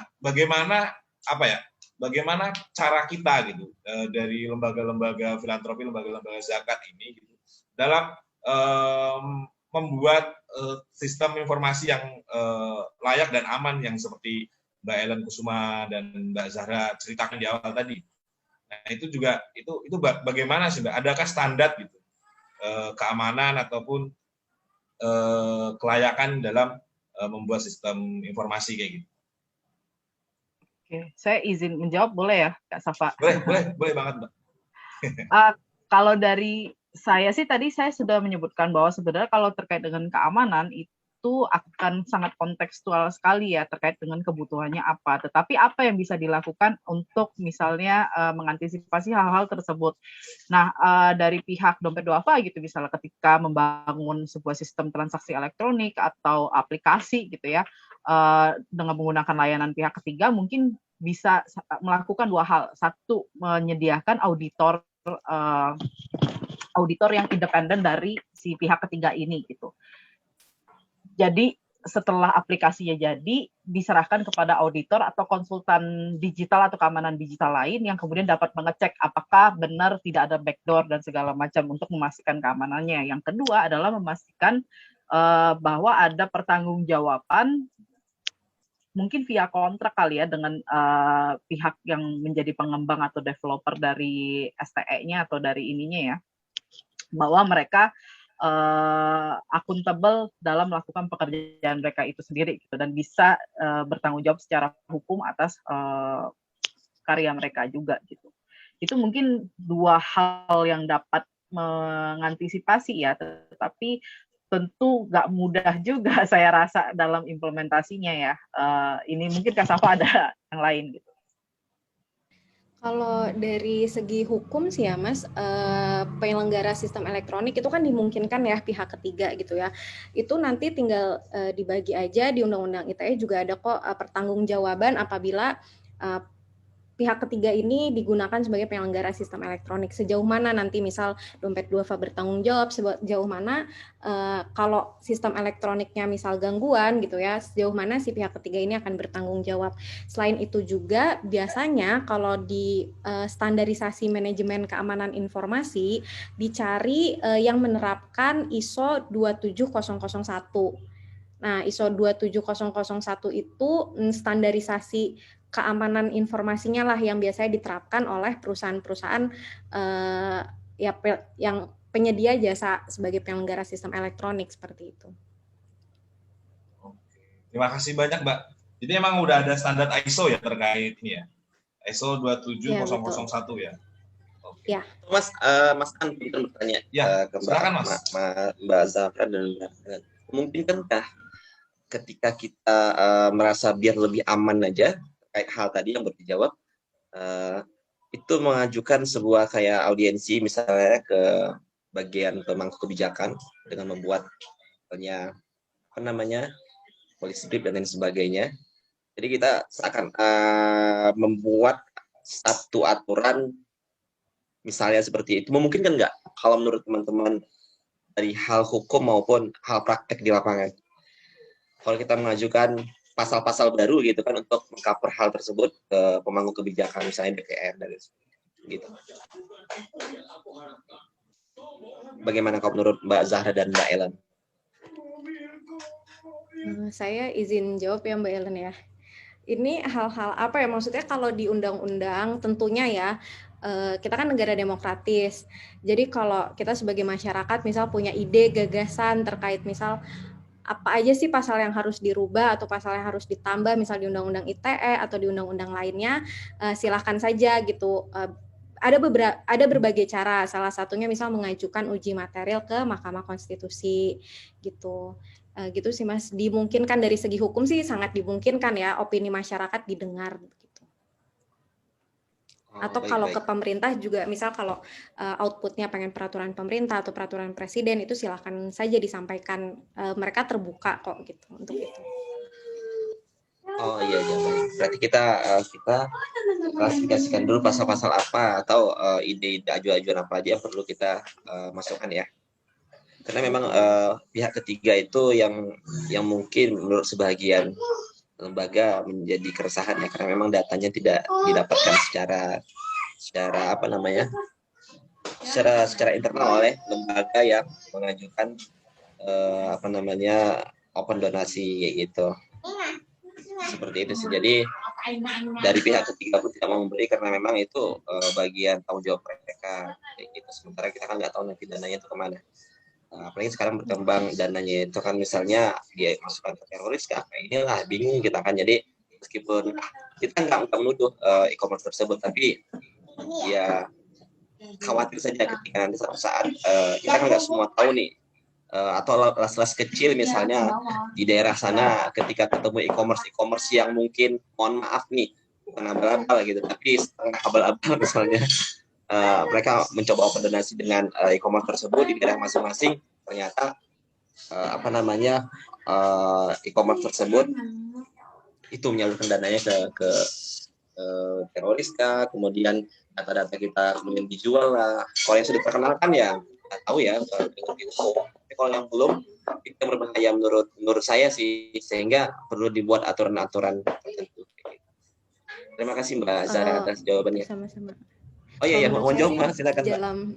Dalam waktu dekat ya, maksudnya yang mungkin memungkinkan yang paling visible itu dimuat di kontrak antara misal dompet duafa atau lembaga amil zakat lainnya dalam bentuk kontrak sih Mas. Itu yang paling visible menurut saya. Iya. Tinggal membuat itu aja ya, kayak MOU ya. Betul. Baik. Terima kasih Mbak Zahra. Iya.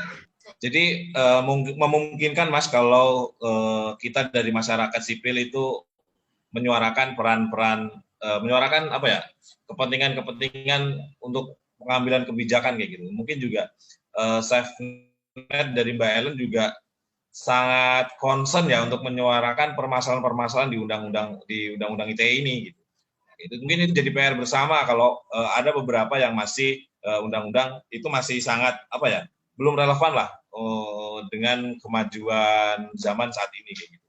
Mungkin ada beberapa kawan-kawan yang lain ingin mengajukan pertanyaan sebelum kita akhiri acara ini. Bapak Ibu sekalian, mana ini suaranya? Apa perlu dibuat yel-yel? Halo?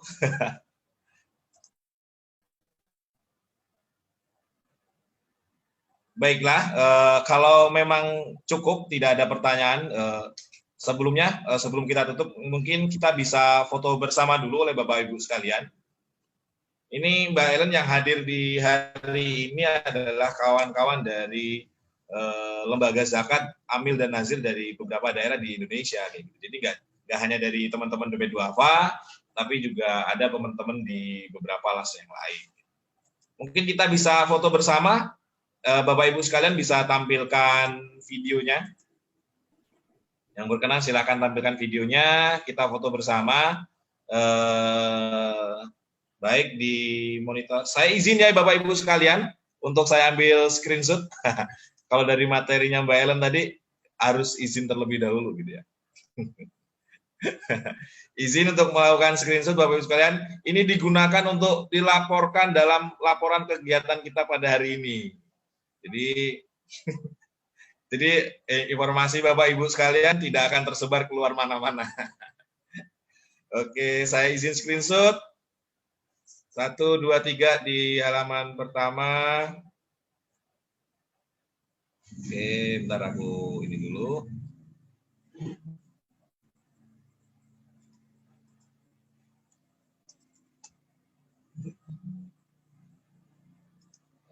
Mohon maaf. Agak macet ternyata ininya. Oke, kemudian di halaman kedua mohon izin Bapak Ibu sekalian, wah ternyata rame ya. Izin screenshot 1, 2, 3.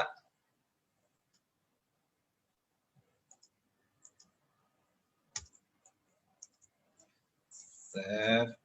Oke, terima kasih Bapak Ibu sekalian telah membersamai diskusi kita pada hari ini.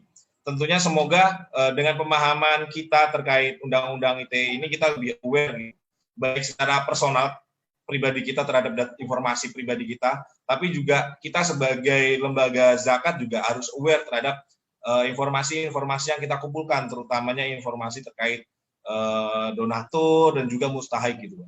Biasanya kita juga menghimpun dana itu biasanya laporannya juga data-data yang kita himpun itu juga meliputi nomor KTP dan lain sebagainya. Nah itu juga semestinya kita mengelola informasi itu dengan sangat bijak gitu, karena dengan begitu itu juga kita akan menghadirkan kepercayaan dari para donatur dan juga para pengusaha kita jika kita ingin melaksanakan kegiatan-kegiatan kita sebagai lembaga zakat dan juga nazir. Oke, juga ada pertanyaan dari Pak Wawan ini. Insya Allah kita bisa kirim ya Mbak Zahra, Mbak Ellen, izin. Apakah nanti materinya bisa kita share ke peserta? Boleh. Nanti materi akan kita share ke peserta. Jadi setelah ini peserta juga akan mendapatkan materi.